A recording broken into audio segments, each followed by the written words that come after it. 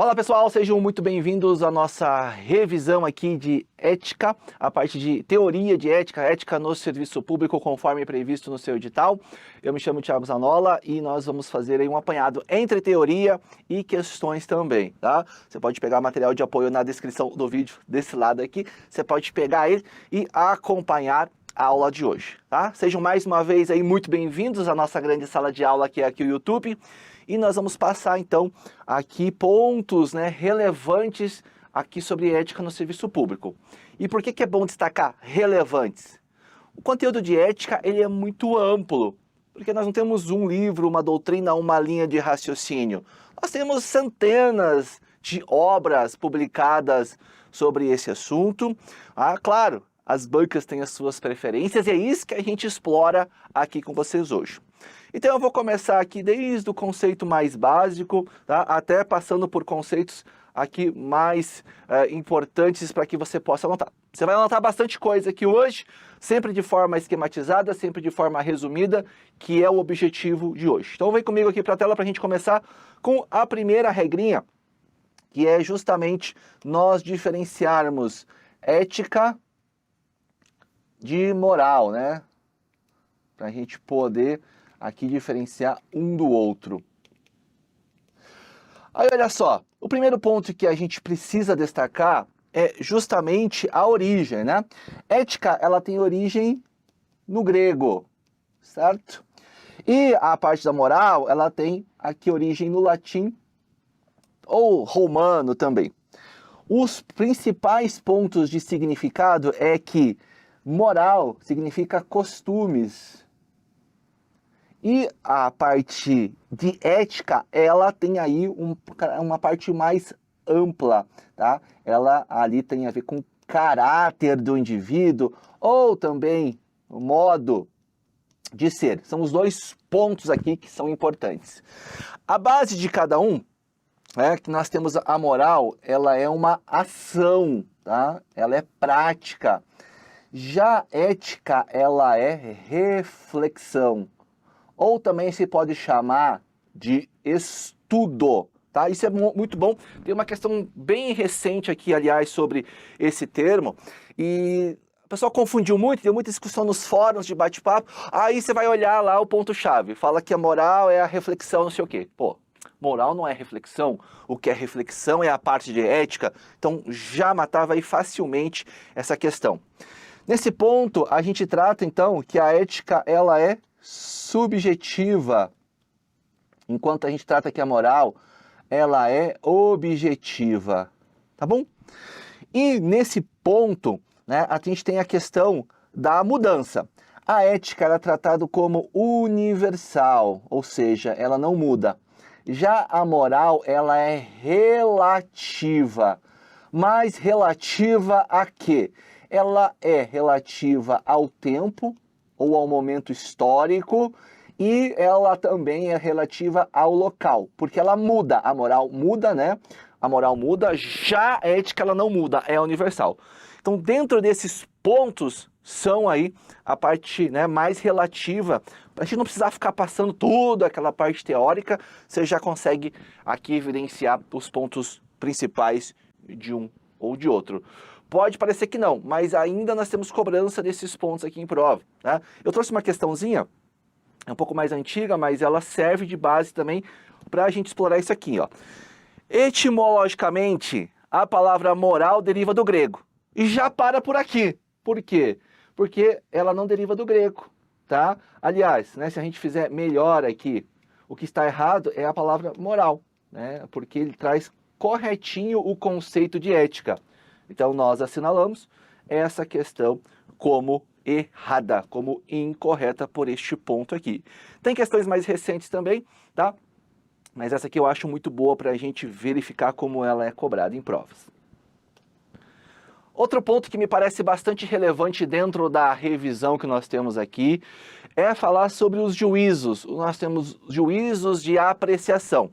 O juízo de apreciação, ele pode ser o juiz de fato ou juízo de valor. Mas como assim juízo? Juízo é julgamento, juízo é ali, né, o que você tem na sua mente, o que você define, às vezes como certo ou errado, como bom ou ruim, se é bonito ou não. Isso é juízo, é um julgamento. E o julgamento, né, o juízo, ele pode ser dividido em dois. Então, se a gente vai falar de juízo, tá? Não é aquilo que sua mãe pedia para você não, tá? Quando você era mais novo. Nós vamos ter dois pontos. Nós vamos ter o juízo de fato e nós temos também aqui o juízo de valor, certo? Fato e valor. O juízo de fato, ele é baseado aqui em aspectos da realidade, ou a gente pode falar que ele tem uma base científica, tá? Ela está ligada à realidade. E o juízo de valor, ele é subjetivo. E ele está ligado aqui à questão da cultura, das tradições e por aí vai. Exemplificando, imagine, né, que você está lá, igual eu, acorda às 5 horas da manhã para ir à academia. Você acordou às 5 horas e aí você pode verificar, olha, quando eu acordei às 5 horas, às 5 horas e 12 minutos, né, o sol começou a nascer. É uma evidência, é um juízo de fato ou de valor? É um juízo de fato, porque ela é científica, ela é a realidade, ela é aferida com dados objetivos. Só que eu posso falar assim, nossa, cara, acordei hoje quando eu fui na academia, aquele sol lindo, tava iluminando toda a abóbada celeste, numa cor ali dourada, aquilo me inspirou, aquilo me deu energia para encarar o dia. Isso é um juízo de valor.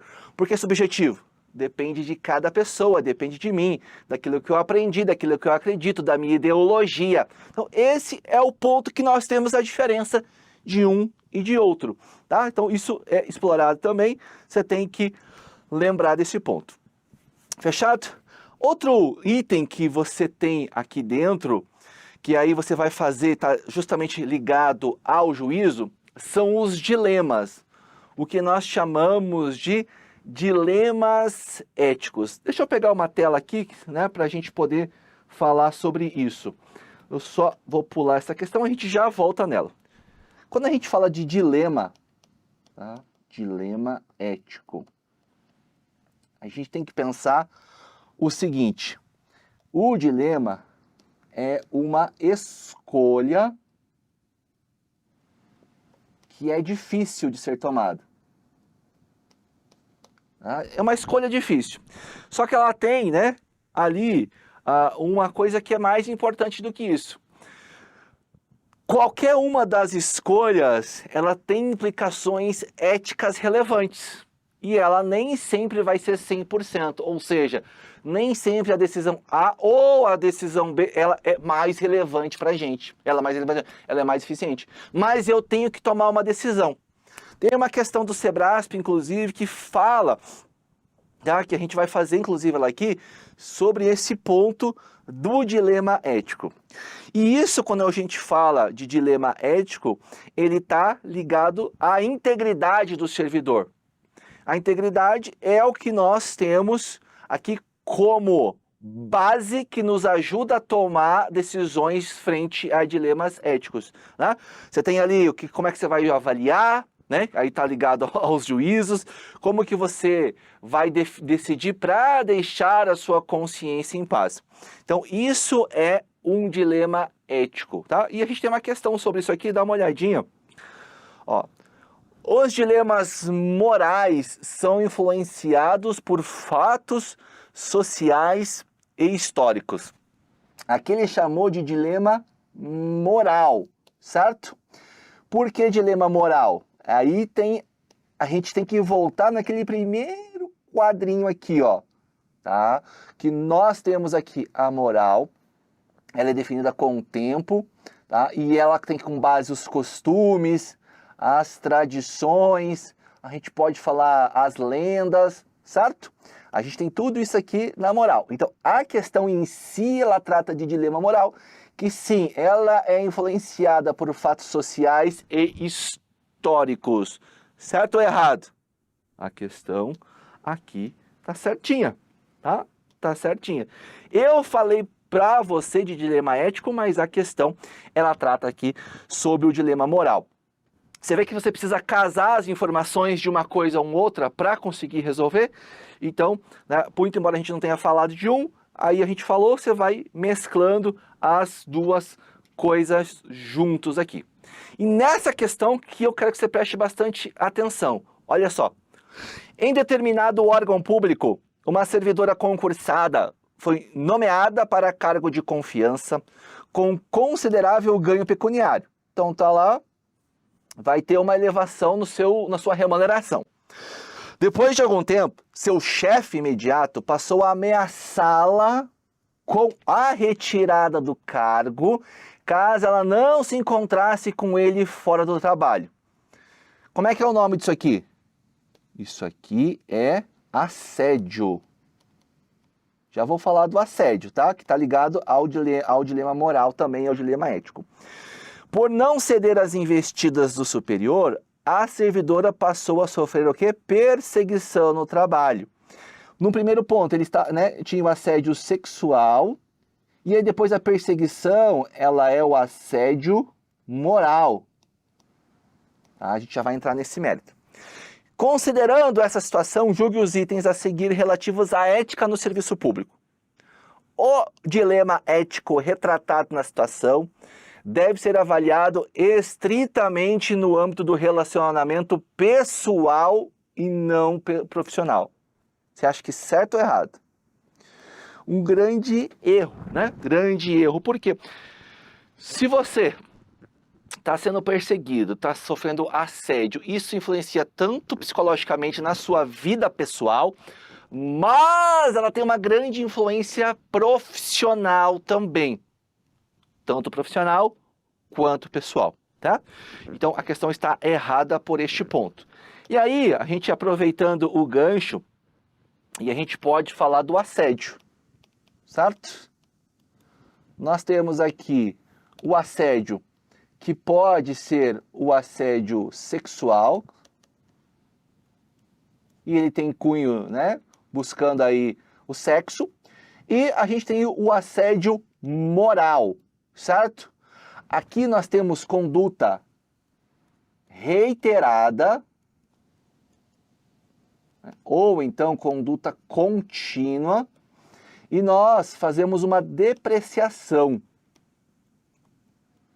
E essa depreciação pode ser das características físicas, pode ser nível de instrução, pode ser de origem, pode ser aqui de raça, pode ser de religião, entre outras, tá?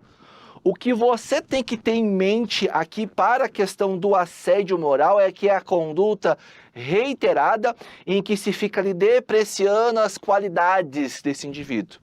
Tanto qualidades físicas quanto psíquicas. Aí é caracterizado como assédio no local de trabalho, certo? Então nós temos isso, e esse assédio, ele vai aí trazer um dilema ético, porque no caso aqui da questão, por exemplo, se ela continua, ela vai continuar sofrendo perseguição, vai ali, ó, sofrendo ameaças. Se ela decide sair, ela está ganhando melhor, então ela vai perder questões remuneratórias por conta disso. Ou ela pode denunciar. Veja, nenhuma das situações é 100%, né, ali interessante ou satisfatória. Vai ficar alguma coisinha ali, alguma aresta que é importante. Ali seja decidido. E aí você vai me falar, mas aí no código de ética fala que tem que denunciar, tem que... Não, beleza, não estou entrando no mérito do código de ética ainda. Mas nós temos, sim, tem o dever ali de denunciar, né, de reportar ao superior hierárquico. O fato é, nem sempre vai para frente, certo? Vamos lá. Outro ponto, que a gente falou do código de ética, eu acho que é bem importante, antes de você estudar o código de ética propriamente dito, saber como é que ele é feito. Aqui nós temos dois pontos relevantes que eu quero passar para vocês. Primeiro é a ética de convicção.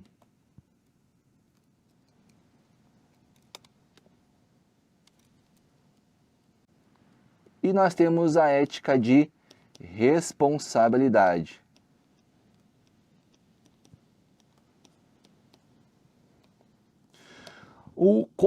A ética de convicção é que nós temos valores absolutos. Sei lá, não matar, não roubar, não mentir. E a ética de responsabilidade, ela leva em conta as consequências dos agentes, tá? Um ponto relevante dentro da ética de convicção é que ela tem valores absolutos, inclusive no que o indivíduo acredita. Eu acredito que é assim, e eu posso, inclusive, deixar de respeitar o código de ética, porque eu acredito que o meu valor, o que eu acredito, é superior a esta regra do órgão público. Isso pode ser explorado na sua prova também. O indivíduo deixou de cumprir uma ordem hierárquica ou ali o disposto no código de ética, porque o que ele acreditava, os valores dele, né, ele julgou superior à regra expressa, à regra positivada. Ele levou em conta o quê? A ética de convicção, aquilo que ele está convencido que é real. Mas, dentro do serviço público, nós temos o que é positivado. E os códigos de ética, como você está vendo aqui, eles são baseados na ética de convicção ou na ética de responsabilidade? Na ética de responsabilidade. Os códigos de ética eles são baseados ali nas consequências das condutas dos agentes. Certinho? Isso tem questão aqui que já caiu bastante antiga, mas ela já foi abordada. Ó. O conceito de ética subjacente aos códigos de ética é aquele correspondente ao de convicção ou de valor. Evidentemente errado, porque a gente acabou de falar que é o de responsabilidade. Legal? Boa. Avançando aqui, a gente precisa falar das doutrinas éticas ou dos principais filósofos. Quando abordar ali para você, né? Os filósofos gregos, ele está abordando 3 indivíduos. Nós temos o Sócrates, nós temos o Platão e depois nós temos o Aristóteles. O que as bancas mais gostam é do Aristóteles, tá bom? Só para você anotar aí, que mais é abordado é a questão do Aristóteles. O Platão, ele foi discípulo de Sócrates e o Aristóteles foi discípulo, né, de Platão. Só que uma coisa interessante, um foi discípulo do outro, conforme convencionado na história, né? Porque há quem defenda que Sócrates sequer existiu, sabiam, né? A forma que era escrita aqui, né, os diálogos de Platão, tem filósofos aí, tem historiadores que defendem que Sócrates não existiu, foi só uma figura imaginária do Platão. Assim, né, não é a discussão aqui, mas olha só. Mas eles tinham conceitos e ideias diferentes de um e de outro. Tá? Eles tinham conceitos diferentes.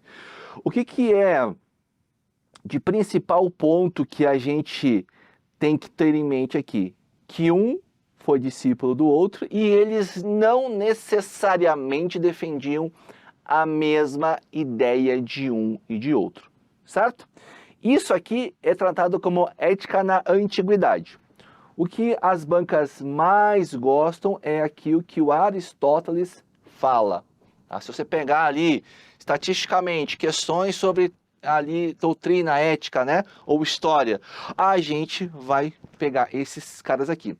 E é interessante que você saiba o seguinte, ó, esse pessoal, né, nós estamos falando da Grécia, dos gregos. Depois tem um outro indivíduo chamado Kant, que foi extremamente importante também nas nossas filosofias, certo? Mas ele não está lá nesse mesmo período, são períodos diferentes. O Kant defendia um negócio, deixa eu fazer de novo aqui, né? Chamado imperativo.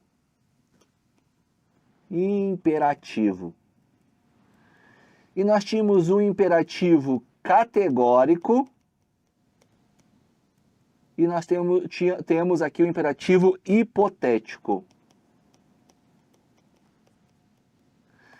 Para ele. Para o imperativo categórico, o dever fazer por fazer sem estar subordinado a uma condição. É o fazer por fazer, tá?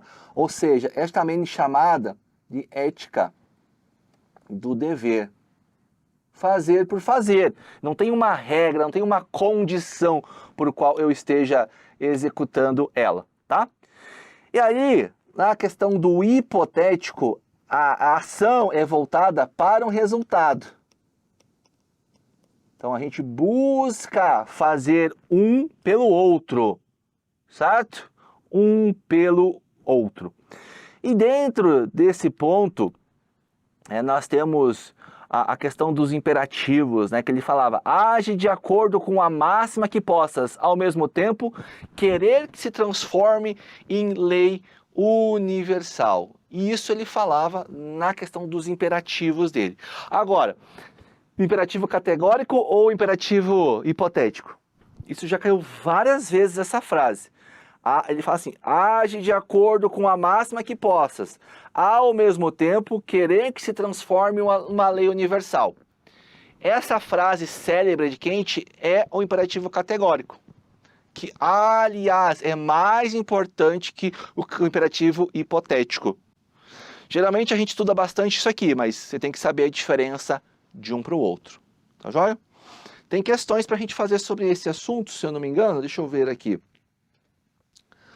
Tem assim. Vamos lá? Vamos dar uma olhadinha. Ó, age apenas segundo determinado princípio que, sua opinião, deveria constituir uma lei universal. Quem falou isso? Kant, Jeremy Bentham, Aristóteles ou Jürgen Habermas? Quem falou foi o Kant, tá? Como a gente acabou de falar. Há várias possibilidades de desenvolvimento de um pensamento ético. Os 3 principais modelos conhecidos na literatura filosófica são as éticas das virtudes, o consequencialismo, tá? E também a deontologia.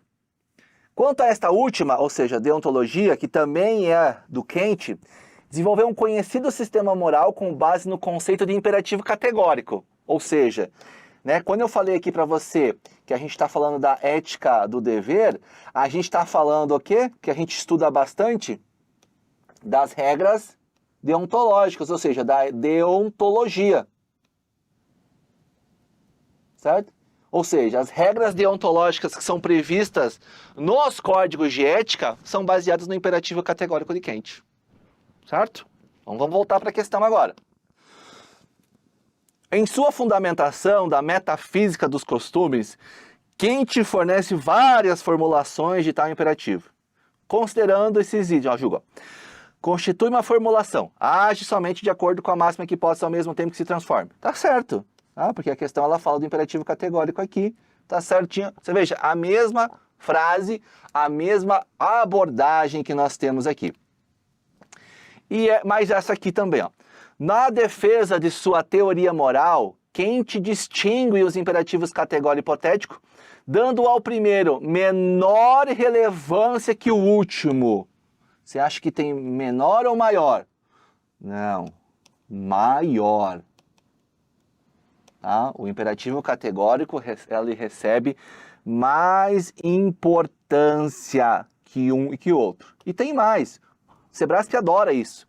O imperativo categórico, para ser considerado ético, deve limitar-se a determinado grupo e, portanto, não possuir ali o caráter universal. Ora, mas o conceito do imperativo categórico não é imaginar aquilo que ao mesmo tempo possa ser considerado uma lei universal? Como assim lei universal? Que pode ser aceito por todos. certo? E a questão está justamente o contrário disso.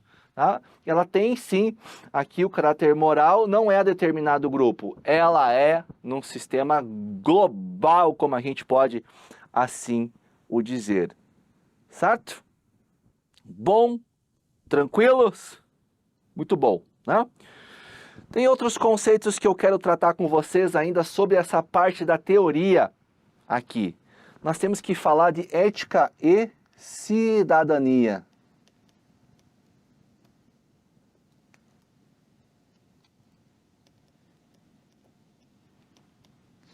Gente, a cidadania, ela está ligada a um conjunto de direitos. Vamos lá, o que é considerado cidadão? No gosto dos direitos civis e dos direitos políticos. Mas não é esse conceito que a gente tem que explorar aqui quando a gente fala de ética e cidadania. A cidadania, juntamente com a ética, ela está lá, né, na questão da universalização dos direitos. E o direito ele vai acesso à educação, acesso à segurança, acesso à saúde, acesso à moradia, acesso à alimentação, certo? Tudo isso está ligado à questão ali da cidadania. Outra coisa que está ligada à cidadania é a questão da democracia. É o direito que os indivíduos têm de participar da condução da sua nação. Tá? Isso tem a ver com cidadania também. O mais importante para você lembrar em provas é que a ética e cidadania está ligada. Então, como a gente falou, ao conjunto de direitos, tá? Mas também a questão dos deveres, né, na sociedade ou perante a sociedade. E tem questão de prova que já abordou isso, tá? Ser cidadão não é só conhecer os seus direitos, mas ter consciência também dos seus deveres e responsabilidades perante a sociedade. Isso aí é democracia também, né? Tem a ver com a democracia, né? E como a gente falou, conjunto de direitos, enfim, e tudo por aí vai, certo? Então são esses dois escopos que nós temos aqui. Outro ponto que me parece relevante também a gente abordar aqui é a questão, certo, da ética e diversidade.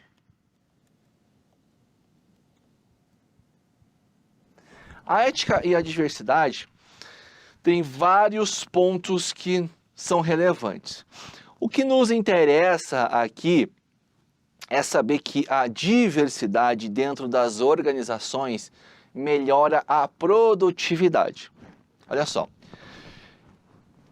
Nós temos um negócio aí dentro da matemática chamado correspondência bionívoca. Nela é tratado o seguinte: quanto maior o organismo, menor o seu metabolismo, mais lento é o seu metabolismo. Vou te dar um exemplo. O coração de um ser humano, ele bate mais rápido do que o de um elefante, que é muito maior do que nós, certo? O coração de um camundongo, por exemplo, ele bate muito mais rápido que o do ser humano. Ou seja, o metabolismo do camundongo é mais rápido que o do humano, e do humano é mais rápido do que ali, o elefante. E alguém teve a genial ideia de aplicar isso às cidades. Verificou-se que as grandes cidades, elas são muito mais lentas do que as cidades pequenas. Pá, mas por quê? Porque tudo mais longe, tem mais trânsito, mais semáforo, mais segurança, mais burocracia, mais tudo, certo? Então, as cidades são mais lentas. Só que ao mesmo passo, né, no mesmo passo, foi verificado o seguinte: olha, mas as cidades maiores, elas são mais criativas, elas são mais produtivas. Por quê? E a ideia que se chegou é que é por conta da diversidade. Como a gente tem mais diversidade, basta você pegar uma pessoa aí, sei lá, você deve ter um amigo que viaja pra caramba. Pá, é a pessoa descolada, ela sabe tudo, porque ela tem contato, né, com várias culturas, vários povos, então é bacana. E aí alguém pegou e jogou esse conceito para as organizações. As organizações mais criativas hoje, né, as maiores startups. Vamos lá, né, nem startup, mas a Apple, Netflix, Spotify, entre diversas outras, tem no seu corpo diretivo, no seu corpo de criação, uma grande diversidade. Diversidade de idade, diversidade de raça, diversidade de sexo, diversidade de religião, diversidade no que acredita, né, de costumes, de tradições. Porque quando a gente tem isso, há um aumento da produtividade, há um aumento da criatividade. É interessante. E trazendo isso para a administração pública, né, a gente tem um exemplo, mas não é necessariamente o único, mas as reservas de vagas, que ele tem um objetivo de inclusão social, mas também de fomentar a diversidade dentro da administração pública, tá? É importante esse ponto também para você saber sobre ética e diversidade. Legal? Vamos fazer algumas questõezinhas aqui já de novo, certo? Agora acho que vai ter várias para a gente fazer. Ó. Vamos lá. Define-se a moral como um desdobramento da filosofia, cujos objetos de estudo são a ética, os diversos padrões públicos de conduta, suas razões e suas características. Acho que está certa ou está errada essa questão? Está errada, porque não é um desdobramento da filosofia. Não é um desdobramento da filosofia. O que é o desdobramento da filosofia é o quê? É a ética, certo? É a ética no serviço público. Bacana? Mais uma aqui. A ética refere-se a um conjunto de conhecimentos advindos da análise do comportamento humano e dos valores morais, enquanto a moral tem por base as regras, a cultura, os costumes seguidos ordinariamente pelos homens. Ela está abordando aí o conceito clássico, né? A distinção clássica entre os dois pontos que nós temos aqui, certo? Então ela está correta. É uma questão aí que está correta. Um outro fator importante para a gente tratar aqui na nossa revisão é o seguinte, ó. Deixa eu colocar aqui para você o nome. É até interessante que você pesquise. É chamado de modernidade líquida. Tá? A modernidade líquida, ela foi cunhada por um filósofo que é o Zygmunt Bauman, tá? Zygmunt Bauman. Eu vou te chamar só de Bauman, só você vai conseguir lembrar. Assim, o Bauman nasceu em 1925 e faleceu em 2017, então não é um conceito tão novo. O Bauman defende que nós vivemos num momento de grande volatilidade. Por que isso? Porque tem a ver com líquido. O líquido, para pensar comigo, não tem forma. Né? Onde você colocar, ele vai buscar essa forma que nós temos. E isso ele utilizou para destacar que nós vivemos ali, né, com algo que é instável, que é efêmero, falta forma, falta coesão. Isso tudo porque nós vivemos em um momento de grandes mudanças e rápidas mudanças. Ó, eu lembro sempre, né, que a primeira televisão a cores que a gente teve lá, na minha casa, a tubo, meu pai fez um consórcio para conseguir comprar ela. Muitos anos, né? Acho que 1992 ou 93, alguma coisa assim. Hoje, né? Enfim, aquela televisão ficou vários anos na nossa casa. A gente se mudava de um lugar para o outro, levava aquele caixotão, né, grandão. Hoje, né? Depois que eu passei no concurso, né, quando era servidor do TJ, eu sei que eu mudei umas 3 vezes ali em questão de 6 anos. E eu mudava de televisão toda vez. Ou seja, em 6, 7 anos eu troquei 3 vezes. Isso justamente nós não temos algo que é contínuo, que tem uma forma, algo que dure. E isso tudo, tá, ele tem aí a ver com a velocidade hoje que a gente consegue informações. E a internet, principalmente, é um grande fomentador.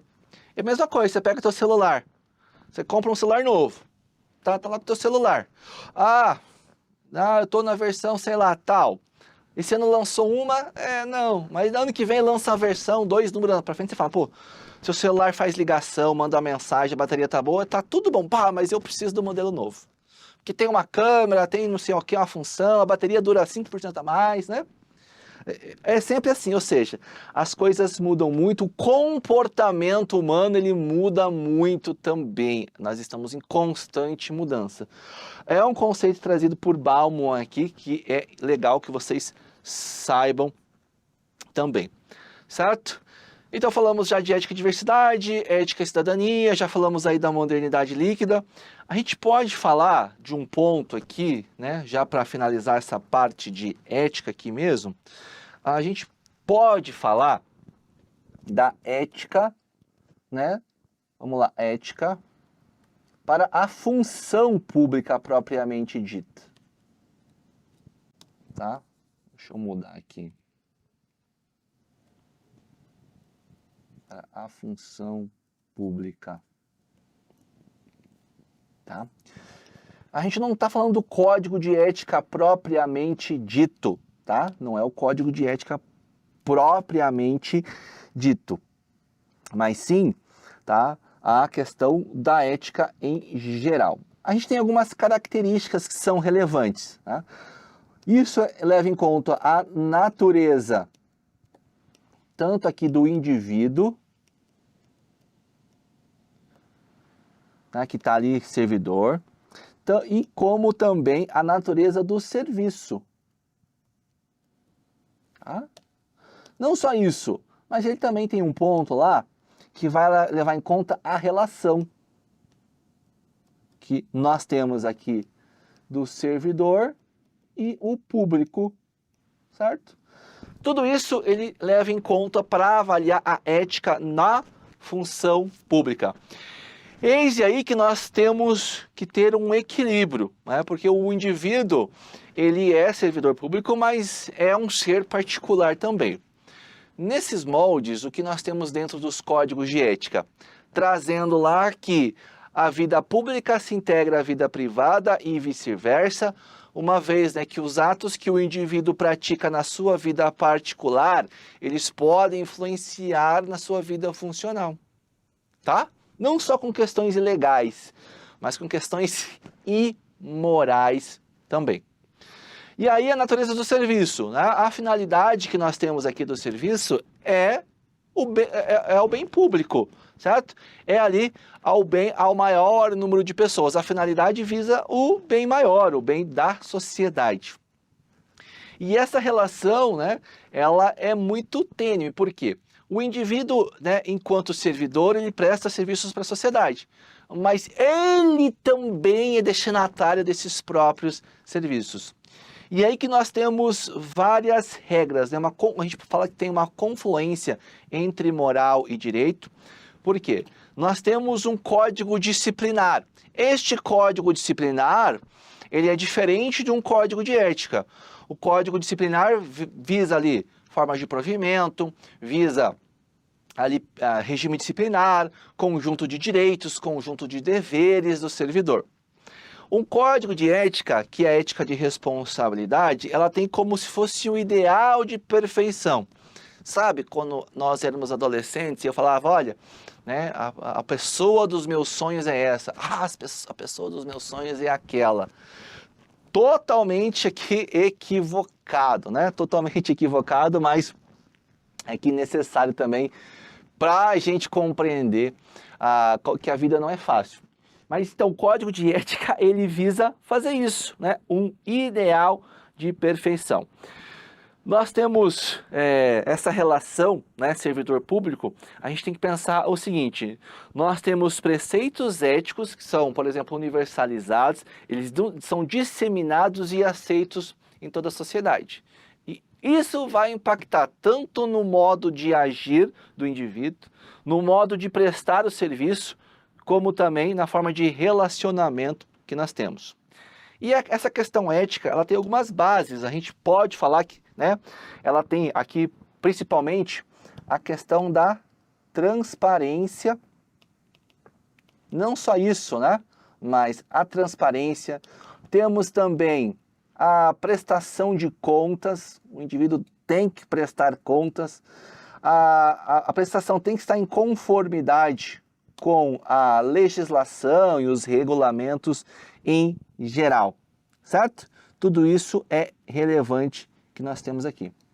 Os códigos de ética e a sociedade, né, ela impõe que nós tenhamos aqui, então, comportamentos que a gente fala que são pré-formatados. Se você pegar aí o código de ética, com destaque ao código de ética do servidor público federal, não só ele, mas basicamente isso, você vai ter lá geralmente a seguinte, regras deontológicas, né, é como se fosse uma utopia, um ideal de perfeição. Depois nós temos deveres que são embutidos ao servidor, depois a gente pode ter vedações, e aí nós podemos ter punições ao servidor que age contrariamente a esse código de ética.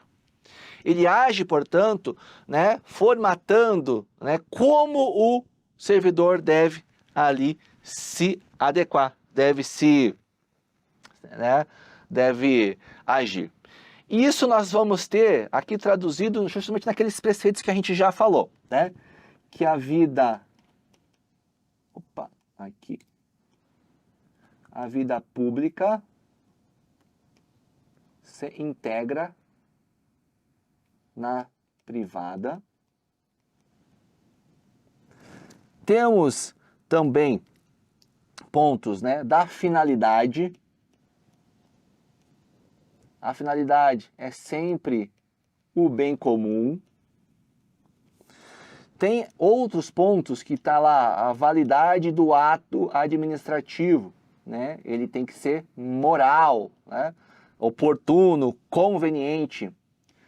A ética é também indissociável da função pública. Ele jamais pode desprezar os elementos éticos da sua conduta, certo?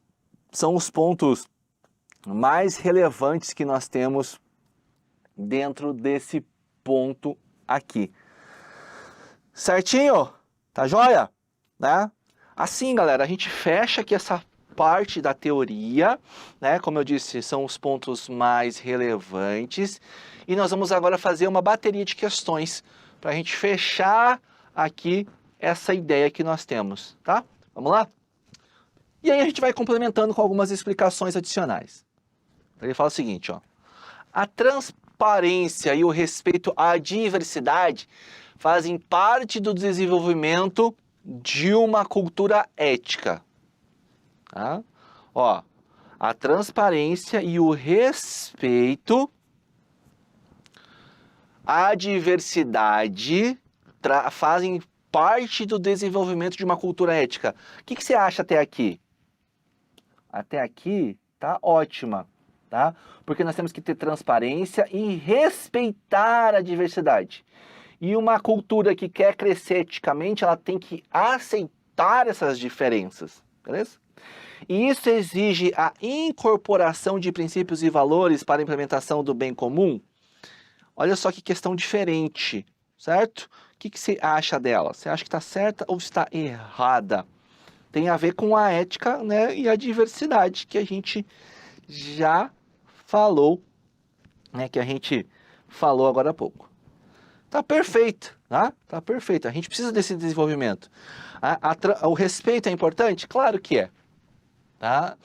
Né? Fala, inclusive no Código de Ética, se a gente pegar o Código de Ética do Servidor Federal, tá lá. Não tem preconceito contra raça, origem, sexo, cor, nada. Tá? Então, é uma forma de respeito. A transparência tem a ver com a questão da prestação de contas. Então, também é importante nesse ponto. Então, questão correta.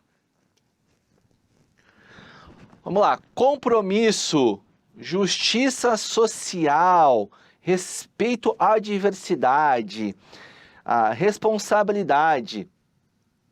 São exemplos de princípios éticos para o exercício, né, para os exercícios de qualquer profissão na sociedade. Você acha que são preceitos universais que são difundidos aí pela sociedade? Né?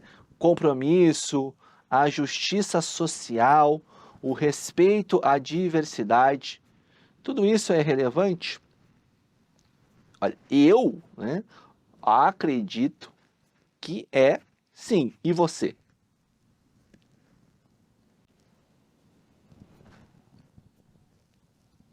A questão está correta, tá? Também está correta nesse ponto aqui pra gente. Fechado?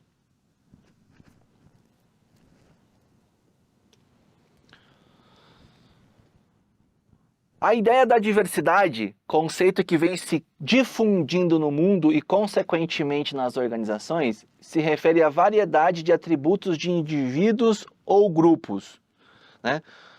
Veja, o respeito é uma das premissas da diversidade. Então, isso vai estar ali, tem que estar embutido na questão organizacional também. Você acha que essa questão está certa ou está errada? Está certa também, certo? Ela está certinha para gente. O tema da diversidade é uma questão de ação afirmativa, que remete a um ponto de vista das políticas públicas no sentido de tentar institucionalmente reverter as desigualdades sociais. E você acha que está certo ou está errado? Nós comentamos, né, que, por exemplo, a questão de legislação de cotas, a reserva de cotas, é uma forma de você fomentar a diversidade e é uma forma de inclusão social. A inclusão social visa diminuir desigualdades. Questão correta. A diversidade inclui a todos e não pode ser considerada apenas como definição de raça ou gênero. O conceito é mais amplo e abrange idade, história pessoal, corporativa, formação educacional, função e personalidade. Claro, isso aqui, como a gente fala, aí é interessante que você saiba. Deixa eu só fazer uma anotaçãozinha aqui. Isso aqui que ele está trazendo, esses pontos, é chamado de diversidade a nível profundo. Tá? No nível superficial, no âmbito básico, é isso aqui, ó. Isso aqui é o básico. Mas quando a gente fomenta a diversidade entre idades, entre história pessoal, entre formação educacional, a personalidade dos indivíduos, tudo isso, né, é chamado a nível profundo. Tá joia? Ela abrange valores, ela transcende, né, questões básicas. Fechou? Então essa questão aqui também está correta, tá, gente?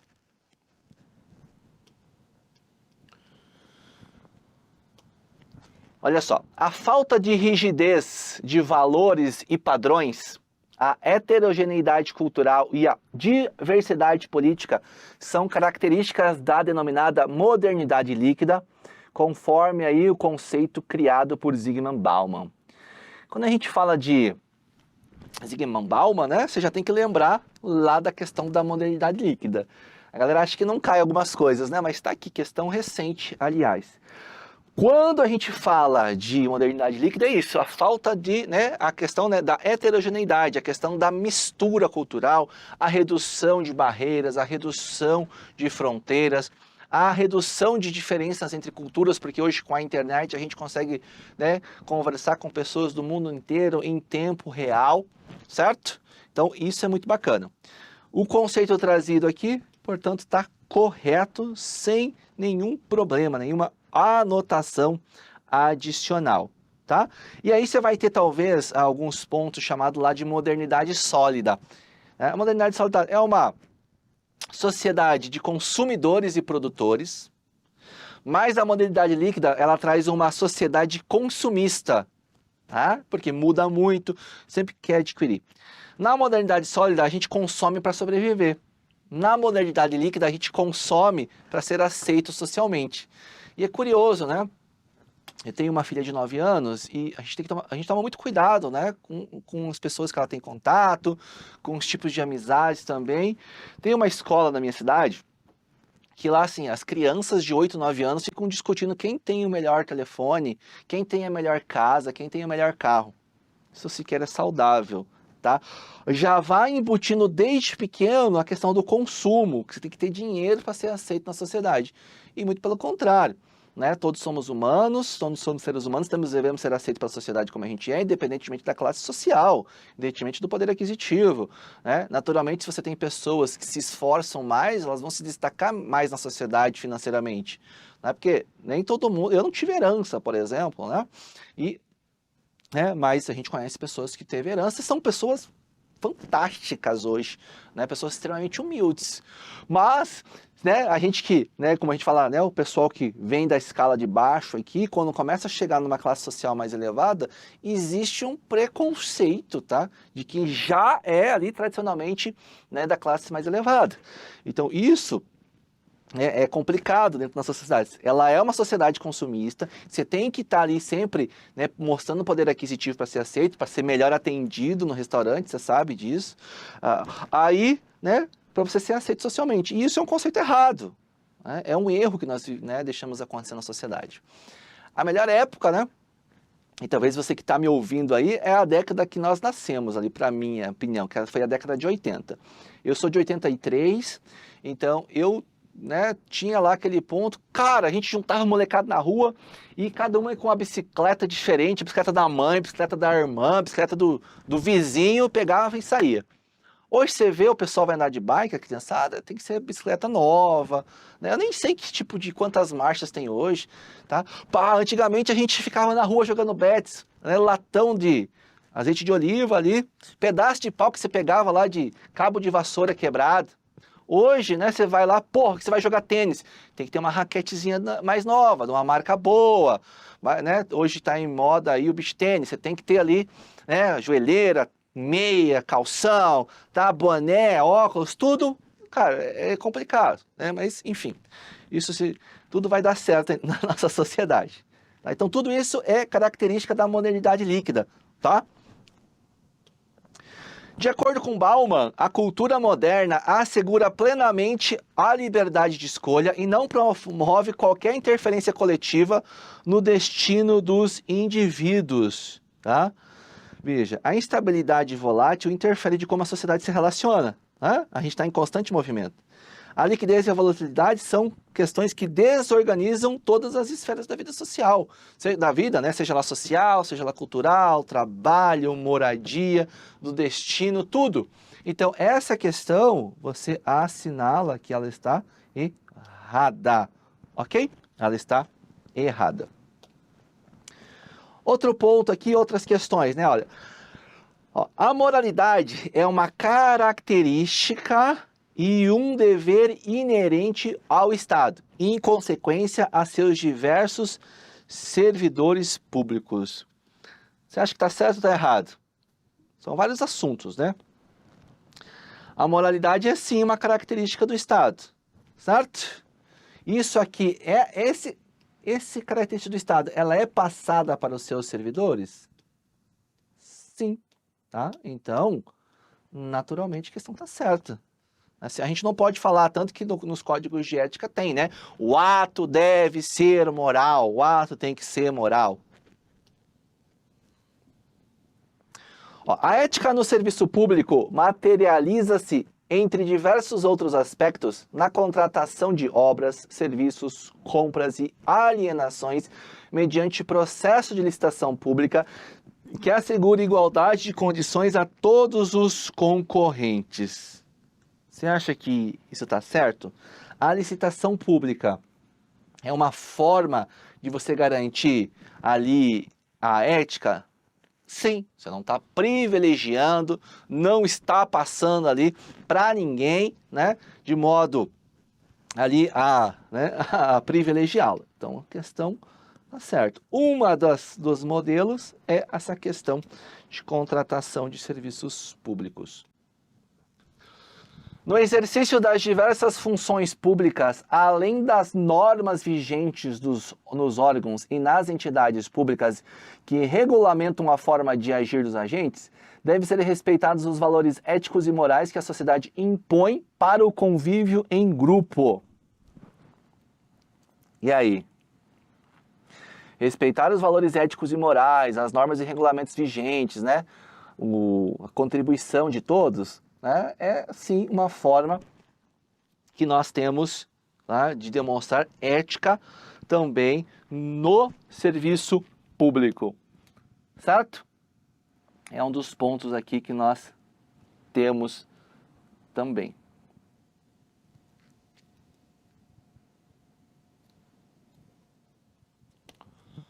Olha só, a função pública dos servidores públicos deve incorporar-se à sua vida privada, a fim de que os valores morais e a boa-fé se insiram e sejam uma constante na relação com os colegas e com os usuários do serviço público.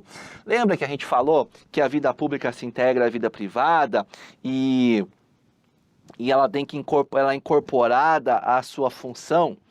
A gente não está citando o código de ética ainda, é só o preceito geral. Tanto que se você olhar, a questão ela não é com base no decreto, não é com base em código de ética, nada, é uma questão geral, tá?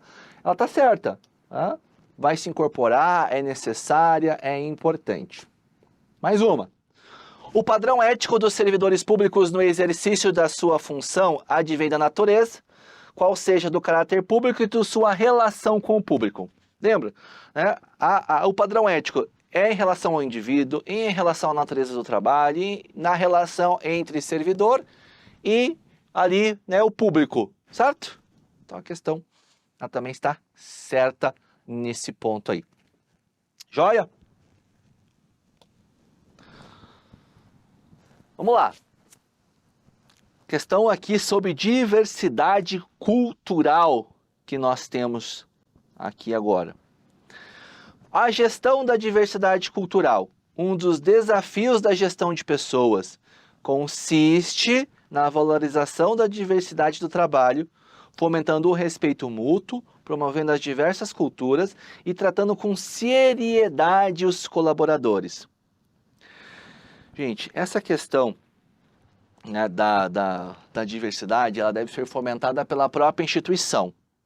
Se não for algo só no papel, que não é fomentada pelos graus superiores, não vai para frente, tá? O exemplo vem de cima. Como é que a gente faz para gerir uma diversidade cultural? A gente tem que ter isso dentro da política da empresa. Isso, né, tem que ser tratado com seriedade e principalmente fomentar o respeito, tá? Isso é relevantíssimo e está correta.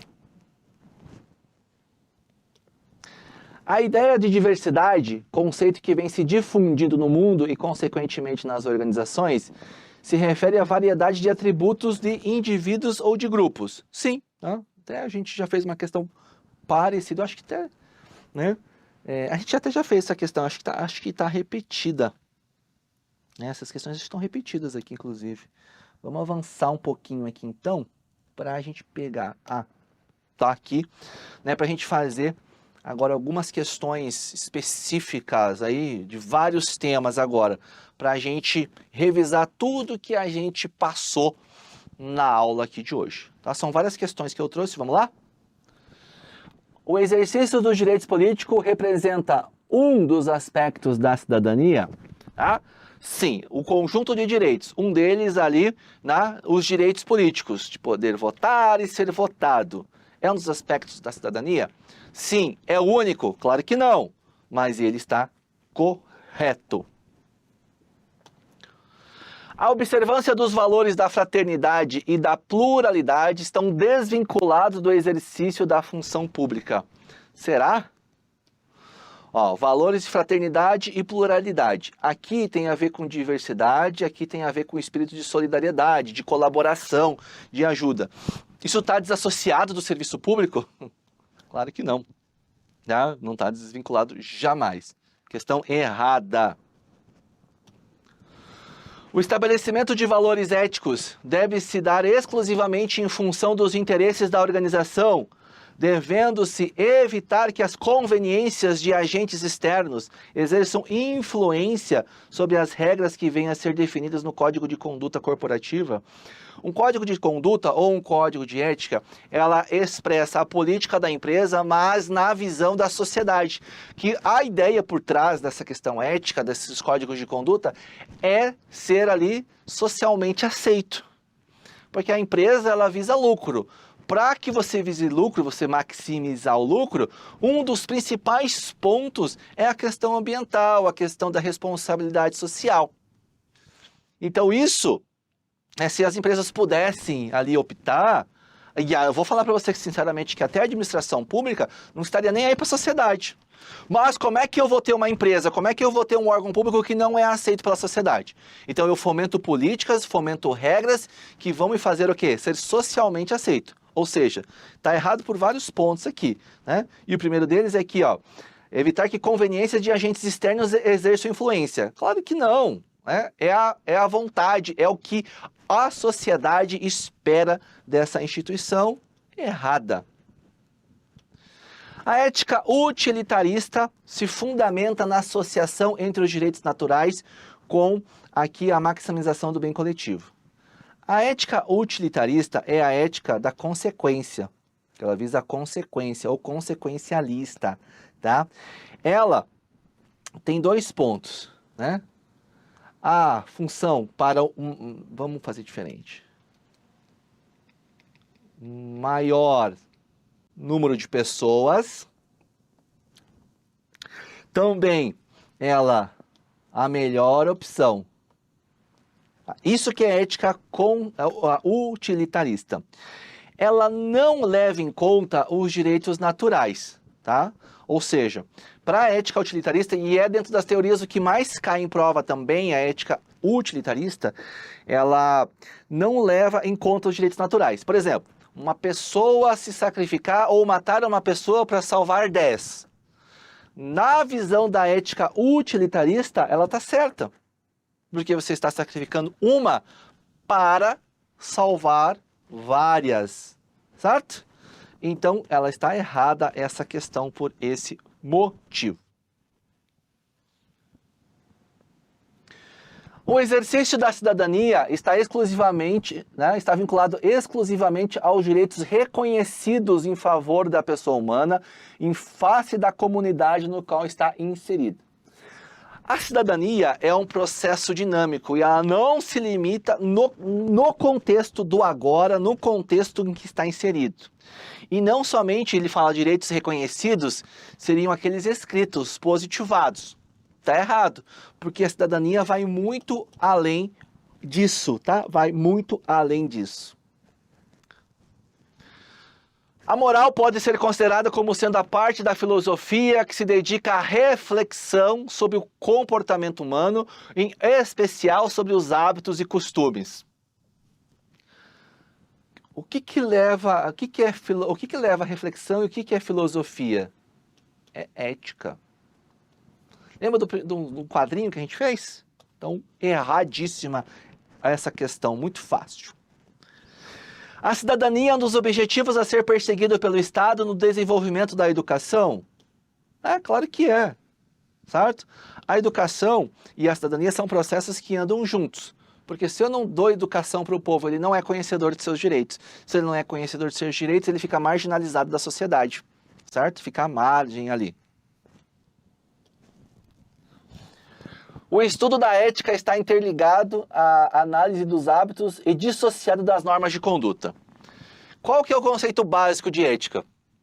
É o estudo, né, ali da ação humana em sociedade, é o estudo da conduta humana em sociedade, é o estudo da moral, tá? Dos valores morais. Então, eu não posso falar que ele está dissociado das normas de conduta existentes na sociedade. Ele está associado, tá? À sociedade.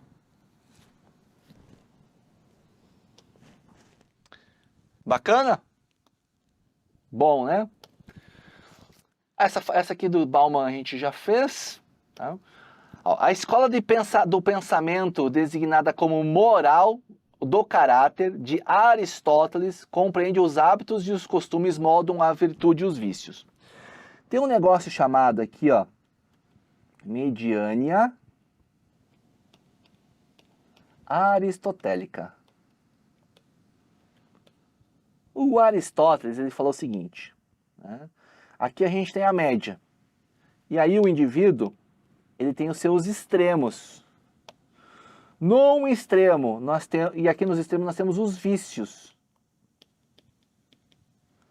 Aí a gente pode falar tanto da escassez quanto do desperdício aqui. Veja que são dois pontos extremos que nós temos. Tá?